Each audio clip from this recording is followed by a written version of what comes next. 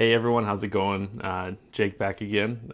Today I wanted to talk about how I made my nicest D&D character and how he still got an entire town killed. This is a continuation of my D&D DUESDay series. The last episode I talked about my first character, Luca. He was the worst person I've ever known, and I created him. And today I am talking about Victor, my second character, who is probably one of the nicest people that I know, and how he had a tragic downfall because of that. Our second campaign was a pirate themed campaign, and I wanted to play into that a little bit. I had my feet wet a little bit with D&D at this point. I kind of understood how the mechanics worked and how to build craft, although I sucked at it. Victor was originally supposed to be, if you're familiar with 5th edition, he was a swords bard from Xanathar's Guide to Everything, the subclass. Basically meaning that you're like I was a performer, I was a dancer that used twin scimitars, like two swords. And I had little fancy maneuvers that I could do with said swords, and also cast like charming spells and stuff, even though I very rarely did. And I intended to multi-class that with a shadow monk, and shadow monks can like teleport at a certain level. He was a tiefling, a purple tiefling. It's bluish. It's not lost on me that I essentially just created Nightcrawler and also Mollymock from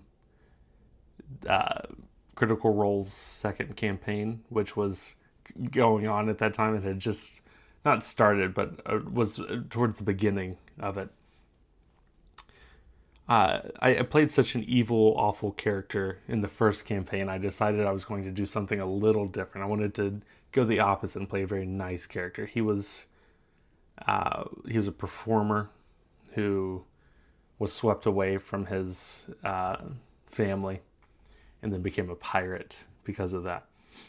I tried to play him nice and have a good heart, and in doing that, that means that I tried to talk down a lot of situations instead of, combat, which works out a lot. But we had a very combat focused table. If you're familiar with 5th edition D&D, it's a very combat focused game as well. So there's a bit of a tension there with every combat encounter, me trying to talk my way out of it, right? I think it works 20% of the time, but if you're trying to do it more than that, it becomes kind of disruptive, depending on your table. We had encountered some lizard folk, and they were trying to take money from us. I talked them down and tried to learn why they were trying to take money. And it turns out that the local government on this island was using them as like forced like labor, or like to gain tithes, or like they would have to pay tithes to the local government in order to build this giant dam that was being made. Or as a canal, excuse me, a giant canal. So I decided I was going to help them with that, and I taught them that that we should stand up against these tyrannical rulers and this government and everything. So on one fateful day, we decided to go and attack the people working on the canal, and the lizard folk were instantly slaughtered. They were shot down as they were running down the hill. I didn't think that 30 people versus hundreds of individuals with firearms would have been an issue, but it clearly was. I barely escaped with my life. After that, we were having an encounter on the boat. Some other things happened, but trying to traipse through this a little bit.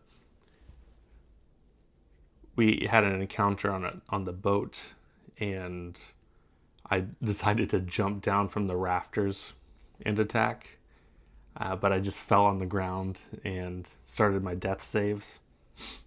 I had a party member who was within 10 feet of me, but there was like smoke around us. And he said he didn't hear that or anything, so he wouldn't have felt he was a cleric. And I naturally failed my second death save, meaning Victor died. I talked to the DM, and he asked if I wanted to keep Victor with consequences or, go on to something else. I decided to keep Victor. And basically, he had an illithid in him. Essentially, just he was being turned into a mind flare, so we had to figure that out. And long story short, we were in the middle of a dungeon and encountered a mind flare, and I didn't really pay attention to what the problems of what might happen, and was killed again for not listening to the clear stop signs that were going on there.